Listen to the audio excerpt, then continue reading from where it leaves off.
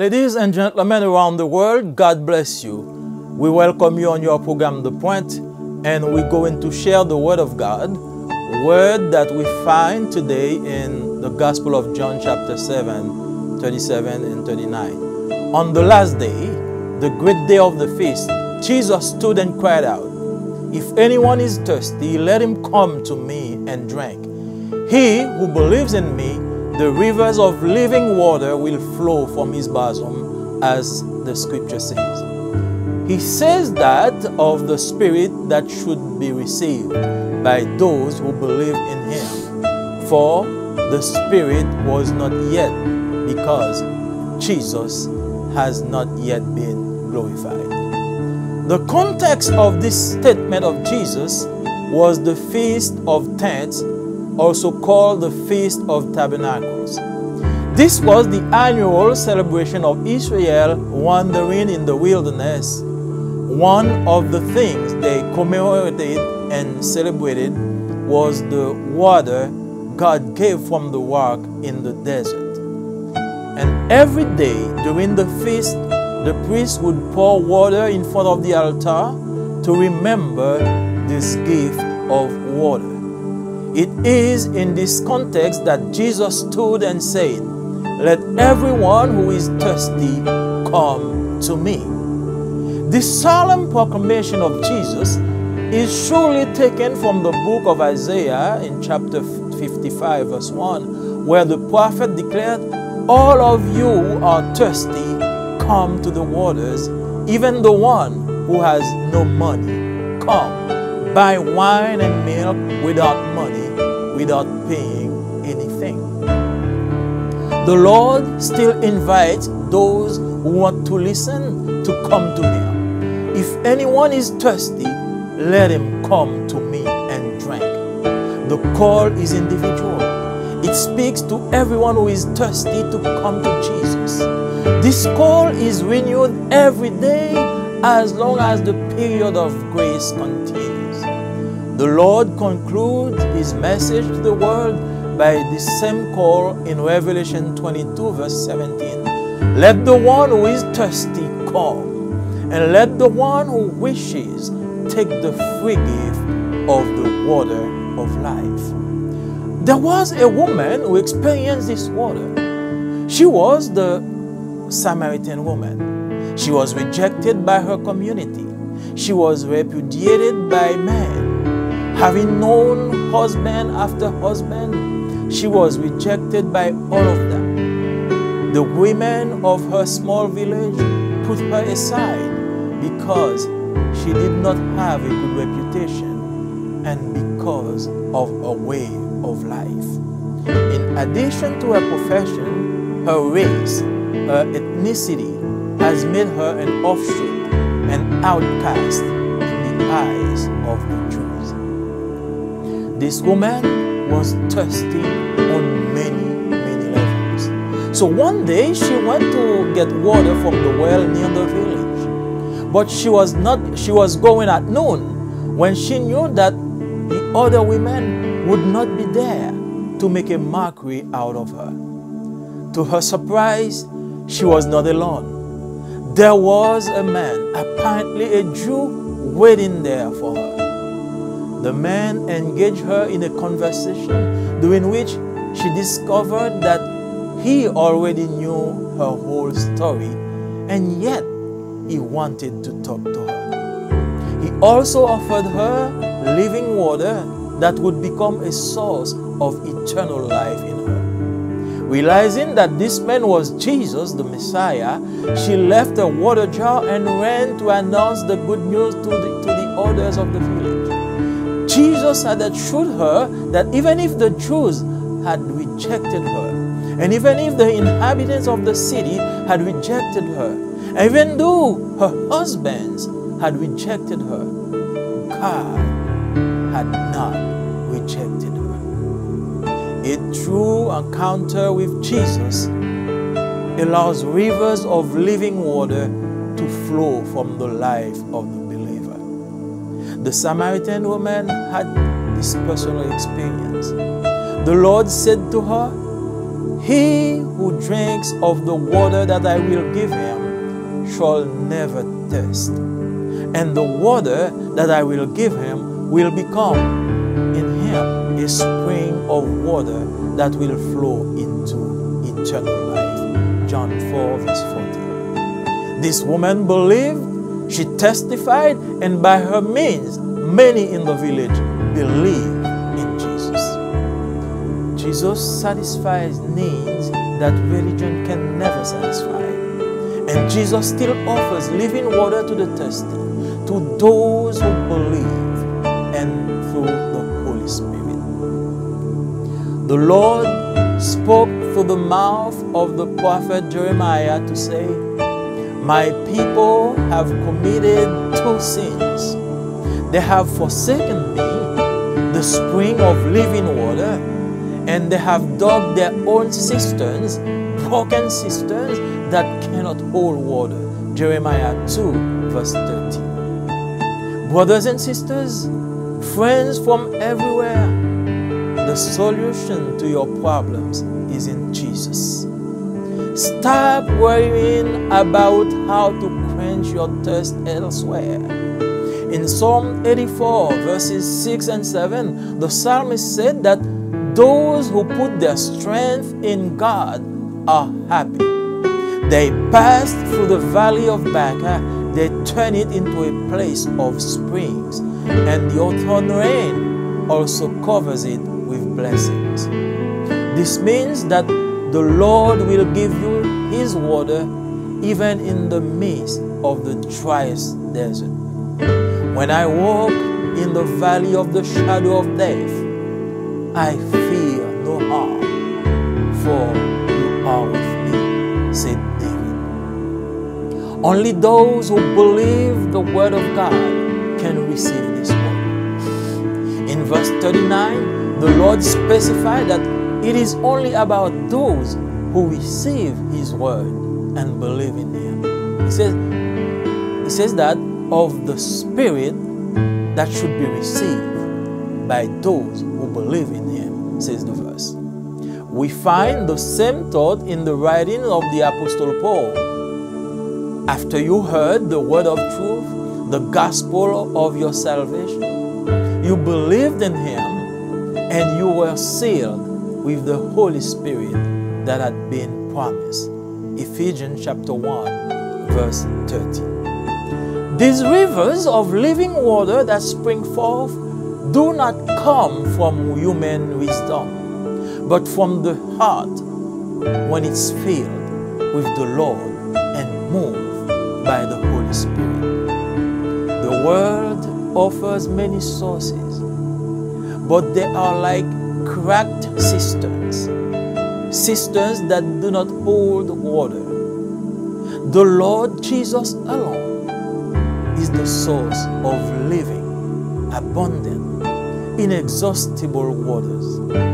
We already have pictures and images in the Old Testament with the rock that Moses struck in the wilderness, and out of it came water in abundance to quench the thirst of the people of Israel. Dear friends, are you thirsty? Say like David in Psalm 63 verses 1 and 2. Oh God, you are my God. I seek you.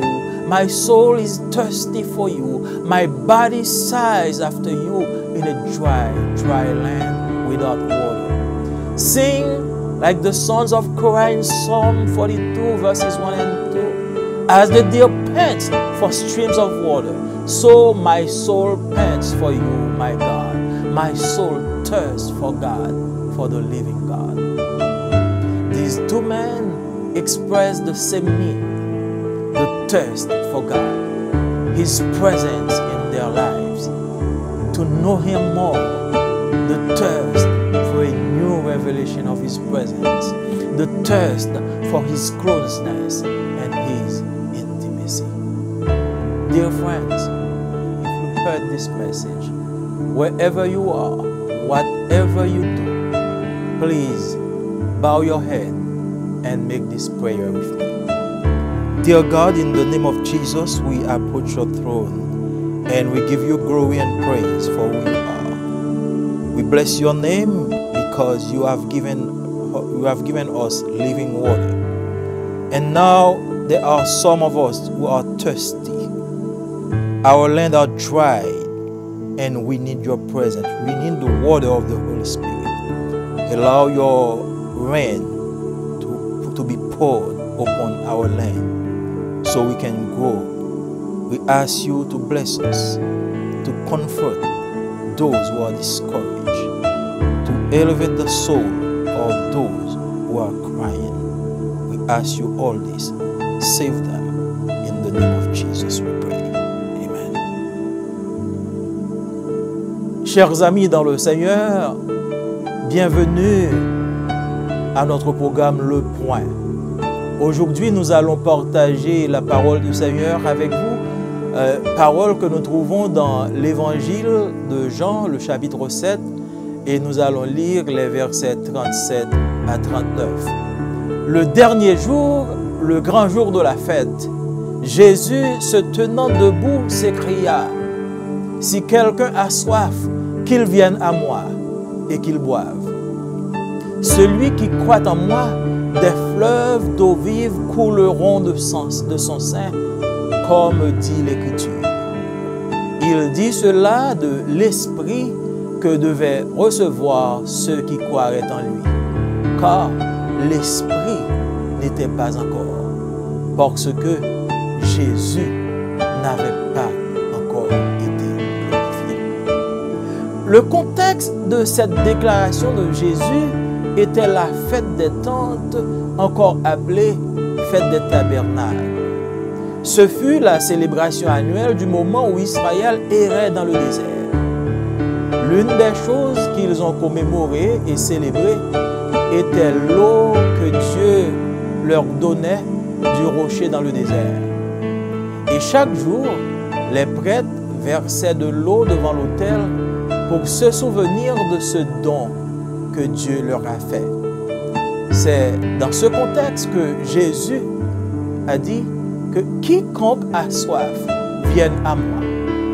Cette proclamation solennelle de Jésus est assurément tirée du livre d'Ésaïe au chapitre 55 et le verset 1er, où le prophète déclare « Vous tous qui avez soif, venez aux eaux. Même celui qui n'a pas d'argent, venez, achetez du vin et du lait sans argent, sans rien payer. » Le Seigneur invite encore ceux qui veulent écouter à venir à lui. Si quelqu'un a soif, qu'il vienne à moi et qu'il boive. L'appel est individuel. Il s'adresse à chacun de ceux qui ont soif pour venir à Jésus. Cet appel se renouvelle encore chaque jour tant que dure la période de la grâce. Le Seigneur conclut son message avec ce même appel dans Apocalypse chapitre 22 verset 17 quand il dit que celui qui a soif vienne, que celui qui veut prenne de l'eau de la vie gratuitement. Il y avait une femme qui a fait l'expérience de cette eau. C'était la femme samaritaine. Elle avait été rejetée par sa communauté. Elle avait été répudiée par les hommes. Ayant connu Marie après Marie, elle a été rejetée. Les femmes de son petit village l'ont rejetée parce qu'elle n'avait pas une bonne réputation et surtout et aussi à cause de son métier. En plus de sa profession, en plus de sa race, son ethnicité a fait d'elle un rejeton et une paria aux yeux des Juifs. Cette femme avait soif à plusieurs niveaux. Alors un jour, elle alla chercher de l'eau au puits situé près de son village. Mais elle allait à midi quand elle savait que les autres femmes ne seraient pas là pour se moquer d'elle. À sa grande surprise, elle n'était pas seule. Il y avait un homme, apparemment un juif, qui l'attendait là-bas. L'homme l'engageait dans une conversation au cours de laquelle elle découvrit qu'il connaissait déjà toute son histoire et qu'il voulait pourtant lui parler. Il lui a également offert de l'eau vive qui deviendrait en elle une source de vie éternelle. Réalisant que cet homme était Jésus, le Messie, cette femme laissa son pot et courut annoncer la nouvelle aux autres de son village. Jésus lui avait donné l'assurance que si les Juifs l'avaient rejeté, et même si les habitants de la ville l'avaient rejeté, et même si ses maris l'avaient rejeté, Dieu ne l'avait pas rejeté. Une vraie rencontre avec Dieu nous permet que des fleuves d'eau vive jaillissent de la vie du croyant. La femme samaritaine a fait cette expérience.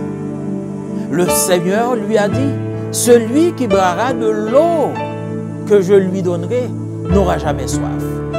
Et l'eau que je lui donnerai deviendra en lui une source qui jaillira jusque dans la vie éternelle. » Cette femme a cru, elle a rendu témoignage et par son moyen, beaucoup d'autres ont cru à leur tour.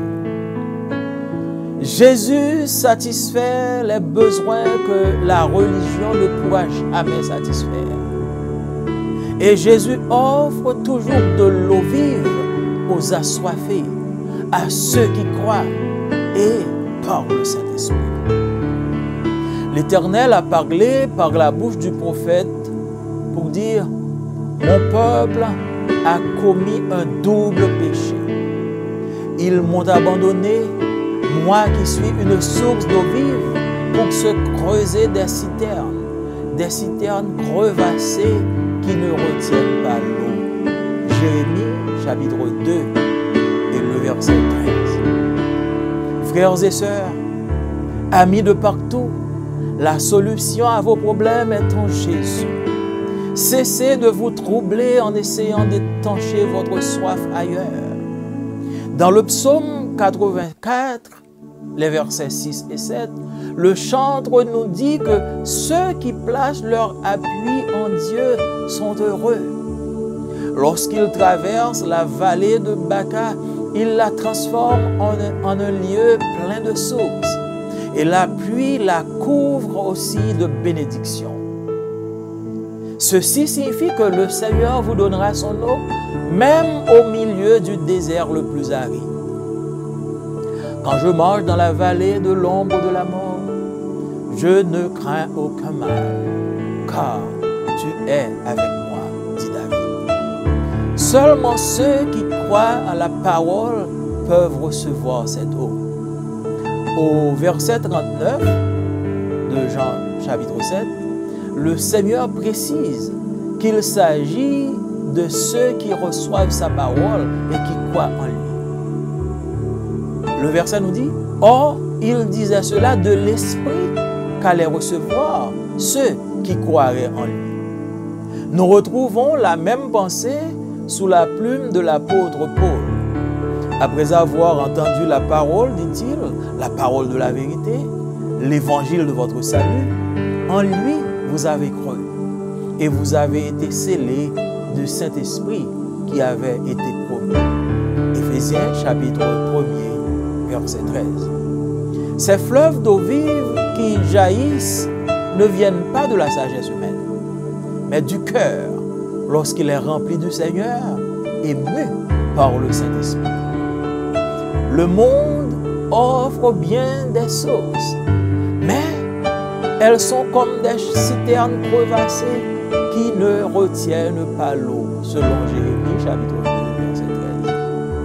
Le Seigneur Jésus, lui seul, est la source des eaux vives, la source des eaux abondantes, inépuisables. Nous en avons déjà des images dans l'Ancien Testament avec ce rocher que Moïse a frappé dans le désert et d'où il était sorti des eaux en abondance pour désaltérer le peuple d'Israël. Verset que nous lisons dans Nombre chapitre 20 les versets 16, les versets 7 à 11. Chers amis, avez-vous soif? Dites comme David dans le psaume 63, versets 1 à 2. Ô Dieu, tu es mon Dieu, je te cherche, mon âme a soif de toi, mon corps soupire après toi, dans une terre aride, desséchée sans eau. Chantez comme les fils de Corée dans le psaume 42, les versets 1 et 2. Comme une biche soupire après des coins d'eau, ainsi mon âme soupire après toi, ô Dieu. Ces deux hommes expriment le même besoin. La soif de Dieu, la soif de sa présence dans leur vie, soif de le connaître davantage, soif d'une nouvelle révélation de sa présence, soif de sa proximité et de son intimité. Chers amis, s'il est vrai que l'eau est indispensable pour notre corps et notre vie physique, il existe un autre besoin vital éprouvé par les hommes, besoin qui doit être satisfait pour qu'ils ne meurent pas spirituellement. C'est la soif de Dieu. Jésus se tient debout encore et réitère son appel à vous. Si quelqu'un a soif, qu'il vienne à moi et qu'il boive. Celui qui croit en moi, des fleuves d'eau vive couleront de son sein. Avez-vous reçu ce message? Si vraiment vous l'avez reçu, quel que soit là où vous êtes, quel que soit ce que vous êtes en train de faire, je vous invite à vous courber le front et à faire cette prière avec moi. Dieu de toute grâce et de toute bonté, merci pour la vie éternelle. Merci pour le salut et merci pour l'eau de vie. Nous avons soif de ton eau. Nous ne pouvons pas nous casser la tête à trouver de l'eau ailleurs, parce que toi, tu offres l'eau en abondance. Seigneur, nous voici en ta présence. Nous réclamons ton Saint-Esprit. Viens nous désaltérer. Viens assouvir notre soif afin que nous soyons sauvés. Nous réclamons toutes ces faveurs, toutes ces grâces au nom de Jésus, lui qui vit et qui règne au siècle des siècles. Amen.